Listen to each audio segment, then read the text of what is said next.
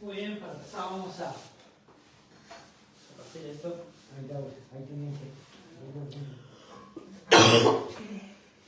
Árboles fueron sacrificados por este papel. Sí, aprovechen.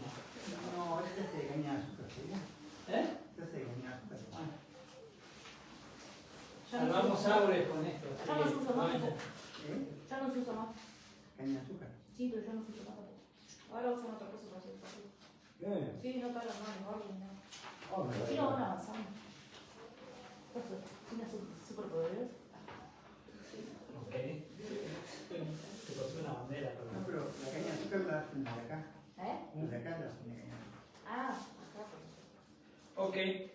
Como ya saben, como siempre, les quedan a mí, ¿verdad? De que a veces las opiniones pueden variar, pero nosotros estamos tratando de pasar un buen momento y aprender algo. Y hoy vamos a ver el capítulo 5 de Mateo. Y bueno, ¿se acuerdan, no, de que habíamos dicho anteriormente de que Mateo nos presenta 5 discursos o sermones de Jesús, ¿verdad? Durante todo el libro de Mateo. El primer discurso es en el capítulo 5 y es donde estamos ahora, y sigue por el 6 y por el 7. Y lo vamos a estar viendo en los próximos sábados. A veces nosotros nos acostumbramos a leer la Biblia, por ejemplo, versículos, pero la intención original de Mateo era para que lean todo el libro de Mateo juntos. Entonces, digamos, de esa forma nos evitamos confusión. Entonces, para aclarar, el primer sermón de Jesús no es simplemente el capítulo 5, sino que es el 5, el 6 y el 7.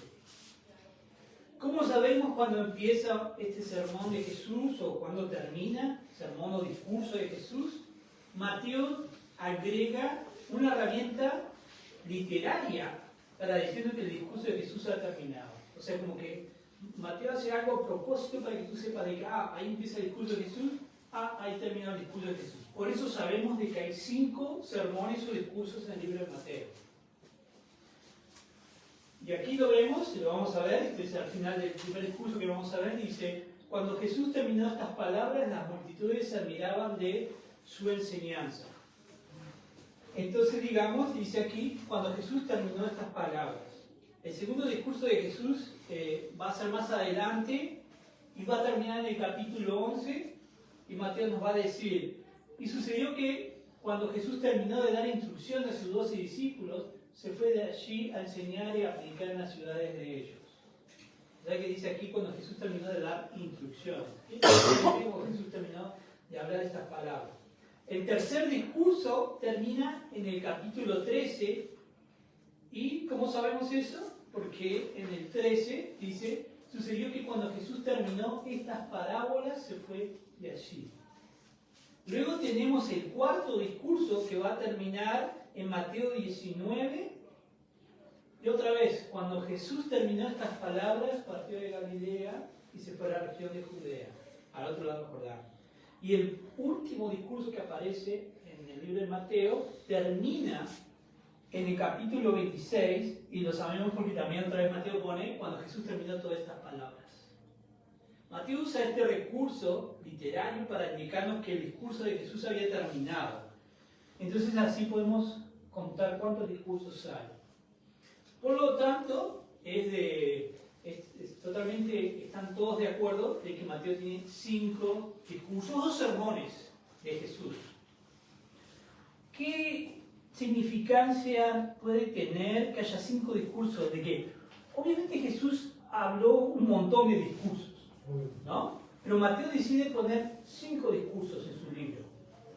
¿Hay alguna razón por qué Mateo elige poner solamente 5 discursos, no 4, no 6, no 20?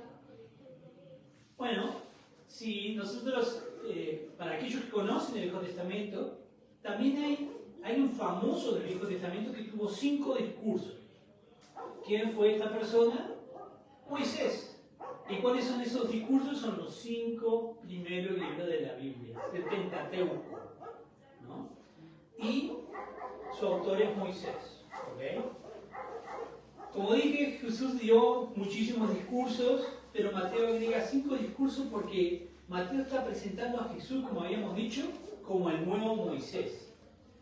Y cuando una persona, un judío, leía este libro y notaba que subía una montaña y daba un discurso, y eran 5, automáticamente en su mente lo enganchaba con Moisés. Decía, esto es, lo que está haciendo este Mateo, básicamente es como que es Moisés. Eso era bien fácil para la gente de la época agarrar eso. Para nosotros también es más difícil porque no estamos tan familiarizados con el término del Viejo Testamento. Y hay algo que siempre van a notar de que cuando yo doy una clase, siempre vamos a llegar a algo que se llama quiasmo, ¿no? Como alguien dijo de que después de explicar el quiasmo, que a su próximo perro le iba a poner el nombre de quiasmo. ¿Qué es el quiasmo? Es una figura literaria también, utilizada en la antigüedad, no solamente en la Biblia, sino en otras obras de la antigüedad, en donde, ¿qué quiere decir? Que el centro o la conclusión se encuentra en el medio del texto, a diferencia que en nuestra cultura, en nuestra época moderna, que usamos la conclusión o el tema central del libro, lo ubicamos al final. En la Biblia se encuentra frecuentemente, no en todo, pero frecuentemente esta estructura quiástica. Entonces, ¿qué quiero decir con esto? Bueno, tú tienes un libro hoy en día, entonces dice, vamos a decir, punto 1, punto 2, punto 3 y en conclusión, punto 4, ¿verdad? Entonces, cuando tú lees el libro, sabes que la conclusión va a estar al final. Es una novela, yo qué sé, fulano de tal, una aventura, ¿no? Indiana Jones. La conclusión va a estar, es como que primer acto, segundo acto, tercer acto, ¿no? Como que si tú empiezas a la mitad de la película, sabes que todavía te queda parte de la película y al final vas a saber cómo se resuelve todo. En el tiempo antiguo se usaba ese quiasmo, que era de que empezaba el primer acto y apuntaba al medio. En el medio estaba la conclusión. Entonces vamos a decir, sí, porque esto y esto, por lo tanto esto, y porque por lo tanto esto y esto y esto y esto. ¿Ok? Como una pirámide. Entonces la idea central está en el medio. Para dar un ejemplo, aquí tenemos un pasaje del diluvio y nosotros ponemos el quiasmo, la conclusión, con una X porque se representa con una letra griega, ¿verdad? En literatura, que parece como una X, ¿verdad? Entonces se acostumbra, cuando veis una estructura quiástica, siempre la conclusión se pone como una letra X para que puedas identificarlo mejor. Entonces, vamos a ver que sigue un patrón, ¿verdad? Este es el principio y llega al medio, y esto es al final. Usualmente nosotros esperaríamos que al final estuviera la conclusión, pero vean esto. El Señor cerró la puerta del arca. Vamos para el otro lado. Noé abrió la ventana del arca. Principio de 40 días. Fin de 40 días. Las aguas incrementan, ¿verdad? Las aguas disminuyen. Las montañas fueron cubiertas. Picos de las montañas son visibles. 150 días las aguas prevalecieron en el diluvio. Y luego del otro lado, 150 días las aguas disminuyeron. Y en el medio, y la conclusión de la historia de esta parte del diluvio es: Dios se acordó de Noé. Si nosotros lo leemos con una mente moderna, perdemos esta idea de que está hablando aquí de que Dios se acordó de Noé en el diluvio. Y tal vez pensamos de que aquí está la conclusión. Entonces a veces sucede eso en los libros del Nuevo Testamento y el Viejo Testamento y nos perdemos un poco de qué está hablando, cuál es el punto, el principio del texto, ¿verdad? Entonces lo que quiero decir es que es como una pirámide, ¿no? Entonces, esta parte a la derecha, del otro lado del texto, coinciden, van construyéndose hasta la conclusión. Y lo vamos a ver mucho en Mateo. De hecho, spoilers, Mateo es un quiasmo en su totalidad también, así que la conclusión de Mateo va a estar en el medio. Pero bueno, en el capítulo 5 tenemos el primer discurso de Jesús.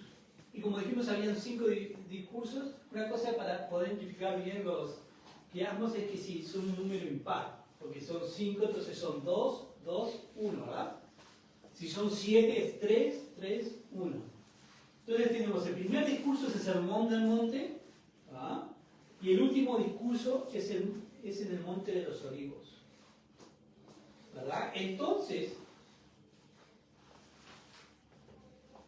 vamos a analizar un poquito esta idea, ¿no? Cuando Jesús vio las multitudes, subió al monte y después de sentarse, en ese tiempo para enseñar se sentaba. Nosotros, otra cosa cultural diferente, cuando vas a enseñar te paras, ¿no? Como estoy parado yo ahora. Antes, cuando tú te parabas y leías lo que ibas a enseñar y te sentabas para enseñar. Sus discípulos se acercaron a él. ¿Y qué es un monte? Obviamente a veces, especialmente en Uruguay, no es el monte. Ah, se fue al monte, ¿no? No, el monte se refiere a una montaña, ¿verdad? Que no tenemos en Uruguay. Al cerro, ¿verdad? Se fue al cerro, subió al cerro, ¿no? En los tiempos, como dije, en los tiempos bíblicos, uno se sentaba para enseñar. Eso lo podemos ver aquí, ¿verdad? Que famoso pasaje de Lucas, que cerrando el libro, bueno, la palabra original dice rollo, porque no existían libros en esa época, lo devolvió al asistente y se sentó y los ojos de todos en la sinagoga estaban fijos en él. Entonces usualmente interpretamos como que Jesús leyó Isaías, en este caso, ¿verdad?, en la sinagoga, y se fue a sentar, ¿no?, a los bancos, ¿verdad? Y como que la gente lo quedó mirando así, ¿verdad? Pero no, en realidad Jesús se sentó porque él era el que iba a dar la clase ese día, era su estudio de Jesús, ¿no? Entonces, eso es a modo de trivia que tengan de que realmente cuando en la Biblia a veces se refiere se sentó es porque se iba a empezar a enseñar. Pero nosotros, en nuestro punto moderno, pensamos de que se sentó en el banco, ¿no? Entonces tenemos que Jesús se sentó en el monte o en la montaña o en el cerro y se puso a enseñar. Y abriendo su boca les enseñaba diciendo. Y es importante esta frase que utiliza Mateo de abriendo su boca. Hemos hablado como Mateo está tratando de decir que Jesús es uno como Moisés. En nuestra cultura, Moisés no la tomamos, Moisés no es una persona con tanta importancia tal vez, pero en la cultura de los judíos Moisés era la persona, era el prócer, el héroe, una figura muy importante y significativa. ¿Quién era Moisés? Era, como digo, era como el Artigas de ellos, ¿verdad? Moisés los sacó de la esclavitud de Egipto, Moisés les dio la ley, entonces era el que formó todo lo que es la nación judía. Entonces a Moisés lo veían como el héroe de la patria, vamos a decirlo. Y para que Mateo diga que Jesús era uno como Moisés, ya era algo como que, wow, ¿no? Tipo, es como, este político es uno como Artigas, ¿verdad? Tal vez no tiene el mismo impacto, pero porque tiene una connotación religiosa, pero era como que, ¿what? ¿En serio estás diciendo eso? Entonces ya era increíble que lo comparara con Moisés. Pero no es solamente las semejanzas con Moisés el punto que hace Mateo.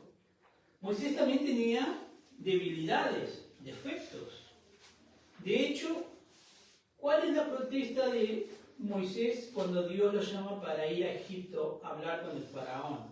Moisés dice, no soy bueno hablando. ¿Por qué? Porque se cree que Moisés era tartamudo.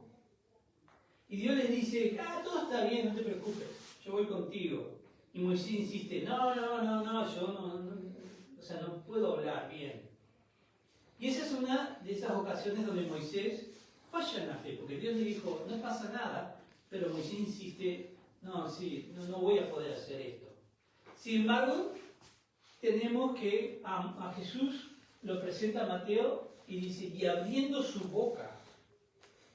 Y esta es una de las cosas que vemos. Jesús es uno como Moisés, pero también Mateo nos presenta que Jesús es uno mejor que Moisés. De hecho, lo hemos presentado este argumento en hebreo más adelante en la Biblia. Se habla del Hijo, es decir, Jesús, superior a Moisés. Donde Pablo concluye que Jesús es superior a Moisés. Ok. Entonces Jesús, en su primer discurso, ¿cuál es el primer discurso? Las bienaventuranzas. o bendiciones. Nosotros ponemos bienaventuranza en nuestra traducción, pero la idea de bienaventuranza no es como que buenas aventuras, ¿verdad? Sino que es bendiciones. ¿Ok? Entonces leemos en el texto que tienen ustedes ahí y no voy a leer todo, pero básicamente es muy difícil que alguien no esté familiarizado con las bienaventuranzas en la Biblia, ¿verdad? Entonces, bienaventurados los pobres de espíritu, pues de ellos es el reino de los cielos. Bienaventurados los que lloran, porque ellos serán consolados. Bienaventurados los humildes, pues ellos heredarán la tierra. Bienaventurados los que tienen hambre y sed de justicia, porque ellos serán saciados. Y así continúa, ¿no?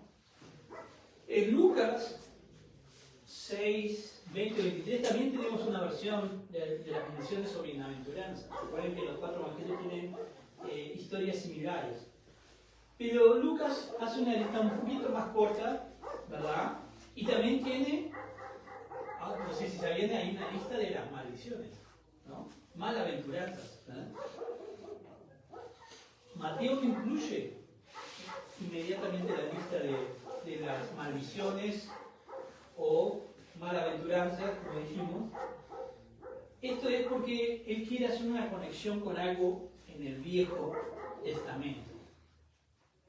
Y vamos a ir a Deuteronomios y vamos a anotar algo similar. Miren, hoy pongo delante de ustedes una bendición y una maldición. O en otras palabras, una bienaventuranza y una maldición. La bendición se escucha en los mandamientos del Señor su Dios que les ordeno hoy. Y la maldición, si no escuchan los mandamientos del Señor su Dios. Es bien claro, ¿verdad? Sino que se apartan del camino que les ordeno hoy para seguir a otros dioses que no han conocido. Y acontecerá cuando el Señor tu Dios te lleve a la tierra donde entras para poseerla, pondrás la bendición sobre el monte Gerizim y la maldición sobre el monte Ebal. ¿Verdad? Entonces este es Moisés, hablándole a Josué de que va a ir al monte, hay 2 montes, o 2 montañas, o cerros, y dice, va a recitar las bendiciones en una montaña y luego van a recitar las bendiciones en la otra, las maldiciones en la otra montaña. De hecho, esa montaña que habla de Gerizim y Ebal es esta que vemos en la foto. Obviamente no había ciudad en esa época, pero es esta y esta. Como si leemos el Viejo Testamento, Moisés se había mandado uno, entonces no podía entrar en la tierra prometida. Entonces es a Josué que le da las instrucciones. Una cosa importante entender aquí es que el nombre de Josué es el mismo nombre de Jesús. O sea, Josué, Jesús significa Josué. Los dos son el mismo nombre. Lo único que nosotros, al traducirlo del latín, lo leemos como Jesús, pero Yeshua. Los dos son Josué. Entonces, para que vean la significancia y la conexión, ¿no? Entonces, le da Moisés a quién las instrucciones, podemos decir a Jesús, pero obviamente era Josué, no era Jesús el que conocemos, ¿verdad? Entonces le dijo que fueran a Gerizim a pronunciar bendición y vayan al monte Ebal a pronunciar maldición, ¿verdad? Tenemos que ir en 2 grupos, uno para un monte, otro para el otro. Y Josué hizo eso, dividió a todos en 2 grupos. Entonces a uno le tocó decir, ustedes van a recitar las bendiciones y ustedes van a recitar las maldiciones. Entonces uno fue a un monte y el otro fue al otro monte. Gerizim y Ebal están tan cerca una de otra que si tú te parabas acá y gritabas algo, de acá lo puedes escuchar. Y si te paras acá, de acá lo puedes escuchar. Está muy cerca. ¿Ok? Entonces cuando estaban diciendo, ¿verdad?, las bendiciones acá, los que estaban en este grupo podían escucharlo. Y cuando estaban diciendo las maldiciones, los que estaban en este grupo podían escucharlo. No es tan lejos. Entonces uno iba a hacer la montaña de bendiciones y Ebal, que queda hacia el norte, iba a ser la de maldiciones, ¿verdad? Tenían que ver qué pasaría si alguien no sigue la ley de Dios. Y en el sur, esto es hacia el norte, ¿verdad? Y en el sur iban a leer, de hecho, iban a leer si obedecían a Dios cuáles eran las bendiciones. Esta montaña que está al sur queda más cerca de Jerusalén. donde el templo en el futuro iba a estar del otro lado de este monte, ¿verdad? Entonces aquí tenemos bendiciones leídas a un grupo de gente y maldiciones leídas a otro grupo de gente. De hecho, nos muestra cuáles son esas maldiciones y bendiciones que leyeron más adelante en Deuteronomio. Y sucederá que si obedeces diligentemente al Señor tu Dios, cuidando de cumplir todos sus mandamientos que yo te mando hoy, el Señor tu Dios te pondrá en alto sobre todas las naciones de la tierra, y todas estas bendiciones vendrán sobre ti y te alcanzarás si obedeces al Señor tu Dios. Y ahí empieza la lista, ¿verdad? Bendito, o véanlo así, bienaventurado. Bienaventurado serás en la ciudad y bienaventurado serás en el campo. Bienaventurado en el fruto de tu vientre y el fruto de tu suelo, el fruto de tu ganado, el aumento de tus vacas y las crías de tus ovejas. Bienaventurados serán tu canasta y tu arteza. Bienaventurado serás cuando entres y bienaventurado serás cuando salgas. Oh bendito, ¿verdad? Y la idea es que si siguías los mandamientos que Moisés les había dado, ibas a tener una vida bienaventurada. Pero tú puedes elegir obedecer a Dios y tener una vida bendita o bienaventurada, o desobedecer a Dios y vivir en maldición. Entonces, como van a ver, son dos cosas paralelas, ¿verdad? Bendito serás en la ciudad y bendito serás en el campo, si obedeces. Si no obedeces, maldito serás en la ciudad y maldito serás en el campo, ¿verdad? Entonces es un paralelismo entre bendiciones y maldiciones. En un monte es el de bendiciones y en un monte es el de maldiciones. Bendiciones al sur y maldiciones al norte. Cuando los judíos leían Lucas, seguramente les hacía pensar en esto, ¿verdad? Con las bienaventuranzas. Lo conectaban automáticamente. Cosa que en nuestra cultura se pierde porque no conocemos el Viejo Testamento. Los cristianos en las iglesias no conocen el Viejo Testamento lo suficiente como, inclusive, aunque estén familiarizados con la iglesia y todo eso, para conectar estos pasajes con los del Nuevo Testamento. Pero Mateo hace algo interesante. Recuerden, tiene 5 discursos de Jesús y hablamos del tema del quiasmo, ¿se acuerdan? Donde la idea que central está en el centro y el principio y el final son paralelos apuntando hacia el medio, ¿verdad? Habíamos dicho eso. Entonces, en el primer discurso tenemos las bienaventuranzas o bendiciones. Entonces, si fuéramos al último discurso de Mateo, ¿qué deberíamos tener? Las maldiciones. Si esto es verdad el quiasmo, en una punta tenemos las bendiciones, claro, y en la otra punta tenemos las maldiciones, en el último discurso. Así lo ordena Mateo. Nosotros lo traducimos, ay de ustedes, ¿verdad? Pero ay de ustedes, escribas fariseos, hipócritas, que cierran el reino de los cielos delante de los hombres, porque ni entran ustedes ni dejan entrar a los que están entrando. Ay de ustedes. Este ay de ustedes, la palabra que se usa aquí, es básicamente malditos. Solo como tal vez suena muy, no sé, muy como que agresivo, ¿no? Entonces, claro, ay de ustedes. Pero realmente lo que está diciendo es, maldito escribas y fariseos. Claro, ¿no? por cómo está escrito, ¿no? Maldito. Con los signos que tiene, ya es una expresión, ¿no? Digo, la expresión ya es de... Entonces, aquí son las maldiciones. Mateo separa las bendiciones y maldiciones en 2 diferentes discursos de Jesús que pasaron en 2 diferentes lugares.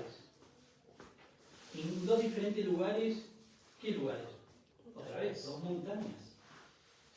Como vimos recién, entonces tenemos un monte de bendiciones y un monte de maldiciones. Y recuerda que las maldiciones quedan hacia el norte y el monte de bendiciones quedan hacia el sur, donde sería Jerezim, ¿verdad? Y vamos a ver de que Jesús hace algo muy peculiar, porque ahora es al revés. Las bendiciones es en el monte que está en Galilea, que es en el norte en vez del sur, y el monte de los Olivos, donde fue el último discurso que dice las maldiciones, ahora está en el sur, no en el norte. ¿Y qué también está en el sur? El templo de Jerusalén. Entonces en el Viejo Testamento las bendiciones se hacen en el sur, donde iba a ser construido el templo, y ahora Jesús hace las bendiciones en el norte, donde el templo está. Y eso vamos a verlo mucho en el Nuevo Testamento. Lo que le cambiamos, le dice como el cambiazo, ¿verdad? Como que Jesús, en vez de norte y sur, te pone sur y norte, en vez de... Y hace muchas, estas cosas Jesús hace mucho, y no es, o sea, no es una casualidad, es a propósito, porque como que Jesús viene y te cambia la cosa. Ahora, el primero es el primero y el último es el último. Pero Jesús dice, el último es primero, y los primeros van a ser últimos. Y así lo hace, el más grande es el más chico. ¿Entienden? Como que digamos, si tú quieres ser grande, sirve, ¿no? Si tú el que va tras gloria y todo eso, realmente no es el más grande. Entonces Jesús cambia todo eso y empieza a dar, y eso es a propósito. Y la gente que estaba familiarizada con el texto del Viejo Testamento decía, wow, ¿verdad? Nos está cambiando la perspectiva totalmente.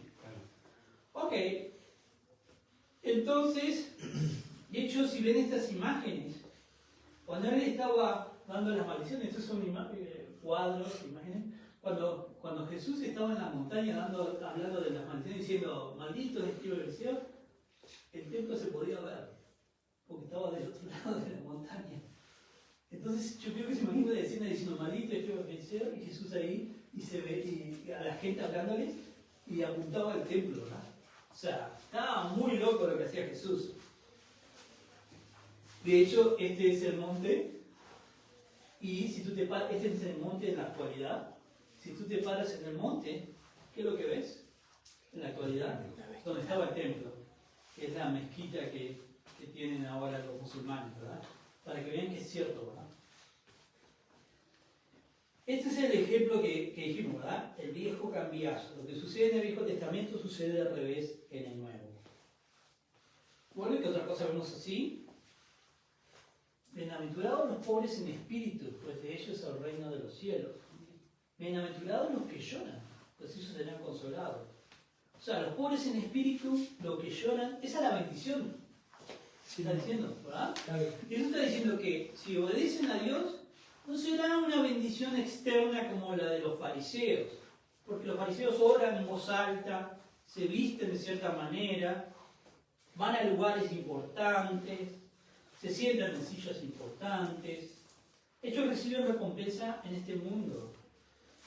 Vamos a decir, un fariseo va a ayudar a un pobre y se toma un video selfie, ¿verdad? O sea, mira cómo estoy dando de pizza, claro. Gloria a Dios.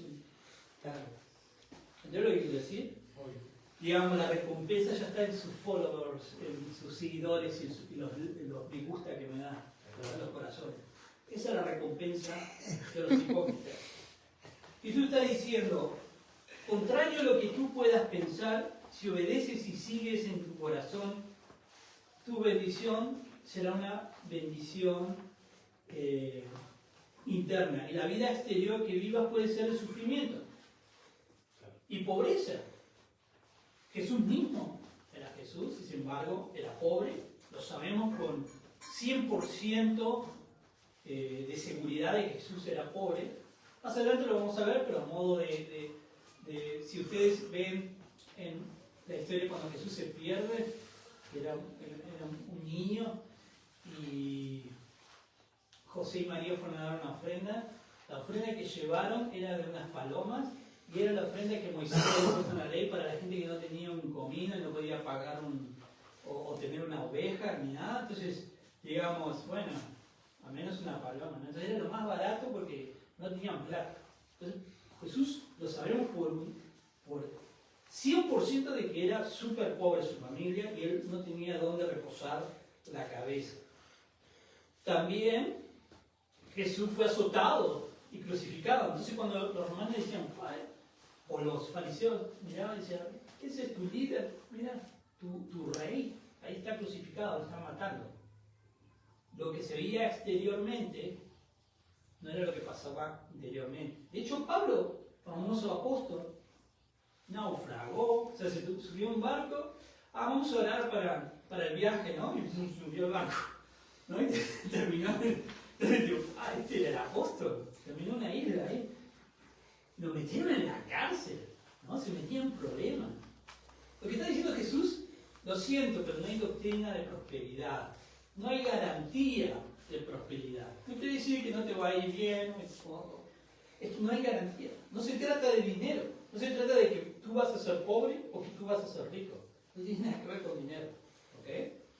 Jesús dice, seguramente no es la forma que pensaste que iba a hacer esto. ¿Recuerdan que en Deuteronomio las bendiciones eran paralelas a las maldiciones? Había esa especie de quiasmo.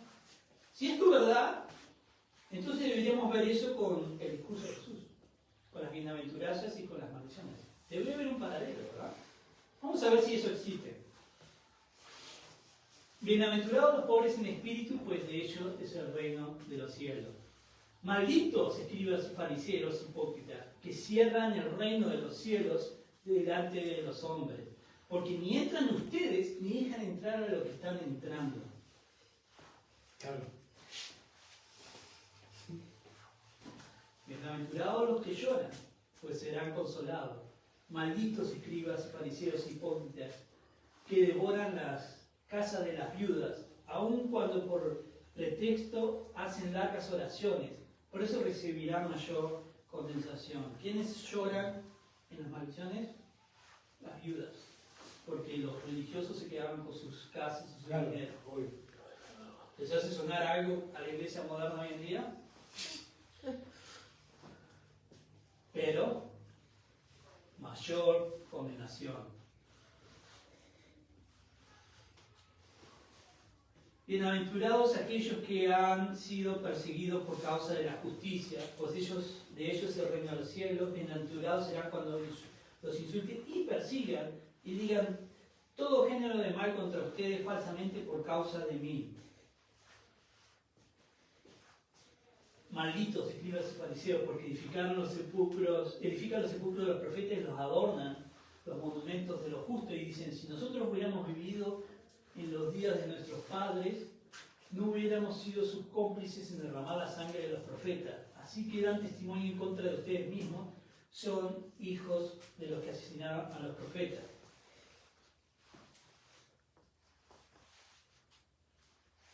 ¿Sos perseguido? ¿O sos el perseguidor? Ahora, si leemos más adelante el capítulo 5, podemos leer que Jesús empieza a decir, no piensen que he venido a poner fin a la ley o a los profetas, no he venido para poner fin, sino para cumplir. ¿Qué quiere decir Jesús con esto? No es una afirmación que se le ocurrió decir, ¿no? Estaba ahí, y de repente empezaba a decir cosas, ¿no? Sino es una respuesta directa a la crítica de los religiosos que estaban viniendo contra Jesús. Había quienes decían que Jesús venía a deshacer la ley con su revolución, ¿verdad? ¿Qué eran esto? Obviamente los líderes religiosos. Luego vemos una serie de declaraciones que Jesús hace en ese capítulo, y entonces él empieza a decir, ustedes han oído que se les dijo a los antepasados, no matarás y cualquiera que cometa homicidio será culpable ante la corte, pero yo les digo que todo aquel que esté enojado con su hermano será culpable ante la corte, y cualquiera que diga incesario a su hermano será culpable ante el Sanedrín, que era la corte religiosa, y cualquiera que diga idiota será merecedor del infierno del fuego. ¿No? La palabra idiota es una connotación mucho más profunda que nuestro idiota. Entonces dice, ¿ustedes han oído? ¿De quién han oído la gente? ¿De quién han oído la gente la enseñanza de la ley? De los líderes religiosos de esa época. Entonces cuando Jesús dice, ¿han oído qué? Es que, ¿les han enseñado los líderes apóstoles de Israel esto? Entonces cuando ellos decían, no asesinen los líderes religiosos, les enseñaban qué quería decir eso. Les decían, bueno, no matarás, o sea que no mates. Pero estaban enseñando correctamente el significado de lo que decía no matarás. los líderes estaban enseñando de esta forma. Decían, aprende todas estas leyes y vas a estar bien, ¿no? No mates. Aunque tengas el deseo de matarlo, Claro. no mates. Entonces externamente vas a lucir bien. Entonces cuando ellos leían, no asesines, te decían, no mates a nadie y está bien, ¿no? Tipo, no lo llegues a matar. Claro. Porque el exterior de tu vida se ve bien. Exacto. ¿Está hablando del contenido del corazón de la gente? No. No, porque no les importa la condición del corazón de la gente, a los religiosos. Solo les importa la apariencia, lo exterior. A veces las iglesias cristianas somos así. No, las apariencias, el testimonio le llamamos nosotros. Pero realmente habla del corazón de la gente, no. Por eso vamos a ver muchos en nuestras filas cristianas que tipo, ¡fua! ¿no? Vas a dormir con ellos pero con un cuchillo bajo la almohada. Pero no todos. Entonces cuando Jesús dice, pero yo les digo, no es que está hablando en contra del Viejo Testamento, sino que en contra de cómo el liderazgo religioso en sus días interpretaba y enseñaba la Biblia. Entonces Jesús no está diciendo algo en contra de la ley, porque Él es el cumplimiento de la ley. Él está criticando a los líderes religiosos, vamos a decir la iglesia de esa época, aunque no era una iglesia, pero se entiende, que está dando una impresión errada de lo que la ley está diciendo. Siempre fue acerca del corazón. Tu comportamiento tenía que ser un reflejo de tu corazón. No es porque para que se vea bien. Básicamente Jesús le está diciendo que la ley del Viejo Testamento dice algo diferente de lo que te están enseñando. Ustedes han oído, pero les han enseñado una mentira. Y estoy aquí para corregir eso. Y si saludan solamente a sus hermanos, ¿qué hacen más que los otros? ¿No hacen también lo mismo los paganos o los gentiles? O sea, los que no son judíos.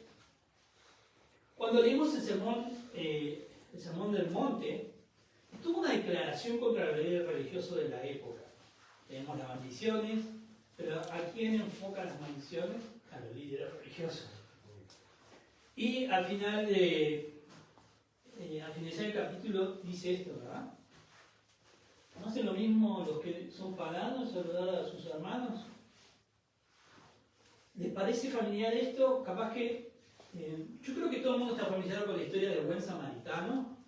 Los religiosos pasaron de largo, no lo quisieron ayudar porque no era uno de ellos. Si lo tocaban, tipo, impuro.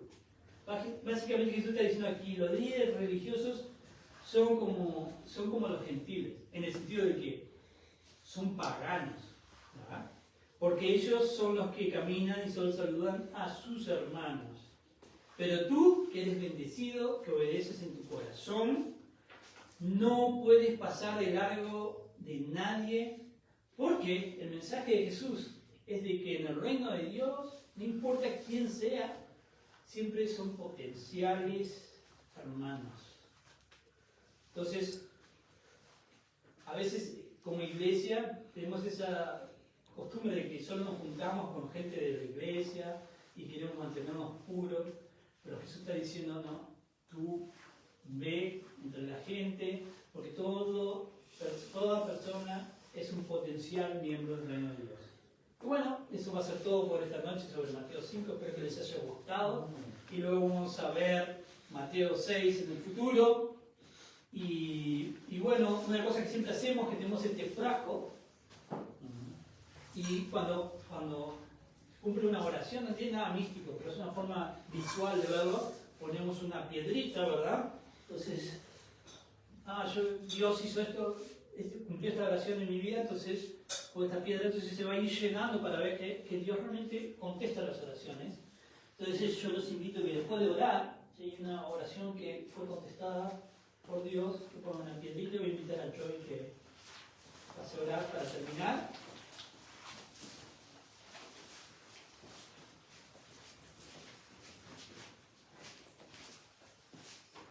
Muy bien, oramos. Señor Jesús, te damos gracias por otra noche más para venir y aprender, y te damos gracias por todo lo que has estado haciendo en nuestras vidas en estas semanas. Sabemos que has respondido unas cuantas oraciones en estas últimas 2 semanas y te damos gracias por todo lo que estás haciendo para proveer para nuestras necesidades. Te pedimos que en esta semana que comienza, Señor, podemos caminar contigo y buscar de ti, que podamos enfocarnos en el corazón, en lo que tú pones en nosotros para poder vivir de una manera que te agrada y para poder vivir bajo tu bendición, aún en los momentos de sufrimiento, de llanto, de dificultad. Sabemos que nunca estamos solos, que tú estás acompañándonos. Gracias te damos. Amén.